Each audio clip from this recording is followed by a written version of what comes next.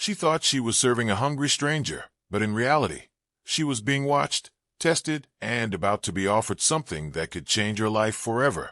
The question is, what did she do to deserve it? The morning air was sharp, biting.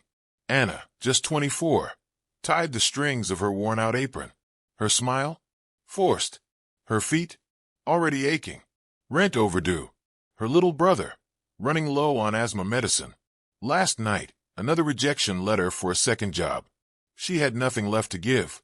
But somehow she still gave. At 10:15, the diner's door creaked open. He stepped inside, beard tangled, clothes torn, eyes heavy with exhaustion. He didn't order, didn't even look around. Just slid into the farthest booth and sat in silence. Customers stared. The manager's glare was sharp. A whisper drifted through the air. Don't serve him, he's probably dangerous. Anna's hands tightened around her coffee pot. She walked over anyway. Would you like some coffee? She asked softly. I don't have money, he murmured. That's all right. She smiled, pouring the cup and setting scrambled eggs beside it. She had no idea the man sitting before her wasn't what he seemed. She had no idea the man sitting before her wasn't what he seemed. He wasn't homeless at all. He was Benjamin Hartley, billionaire CEO of one of the largest real estate firms in the country. And this was a test. He studied her closely. Most people avoided him in this disguise. Some called security. Others laughed. But Anna?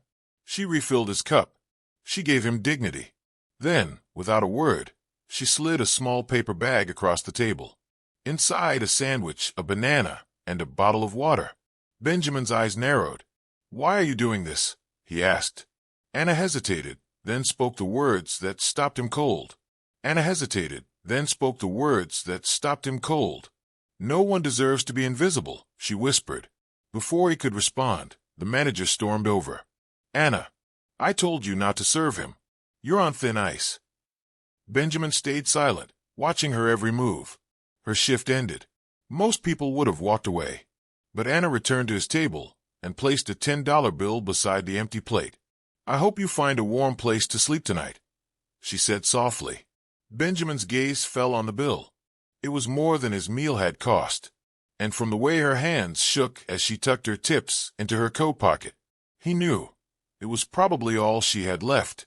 For the first time in years, Benjamin felt something stir deep inside his chest. This wasn't kindness for show. This was sacrifice. That night, Anna walked home through the biting wind. 2 weeks from eviction. Her brother's medicine running out. Every single dollar mattered, including the one she had given away. But strangely, she didn't regret it. The next morning, she returned to the diner expecting just another long shift. Instead, customers were whispering. The manager paced near the counter. And outside, a sleek black Rolls-Royce waited, shining against the cracked pavement. A sleek black Rolls-Royce waited, shining against the cracked pavement. At noon, the door opened again. It was him. Only this time, no tangled beard, no torn clothes. A tailored navy suit. Polished shoes that could pay her rent twice over. Clean-shaven. Confident. Almost unrecognizable. The manager nearly tripped over himself rushing forward. Sir, welcome, welcome. Let me get you the best seat. But Benjamin's eyes scanned the room, searching for one person. They stopped on Anna. He walked toward her with a calm smile. Do you remember me? Her voice trembled. You were. I was the man no one wanted to serve, he said gently. Except you. Except you. The manager's face drained of color. Benjamin turned his gaze toward him. You judged me the second I walked in. You ignored the only person here who showed real character. He placed a leather folder on the counter, then looked back at Anna. For the last 6 months, I've been searching for someone rare, someone with heart, integrity, and compassion. He opened the folder. Inside, a job contract. 6-figure salary. Full benefits. Housing included. Anna's hands shook. This must be a mistake, she whispered. The manager blurted out. She's just a waitress. Benjamin's eyes turned cold. No, she's exactly who this world needs more of. No, she's exactly who this world needs more of.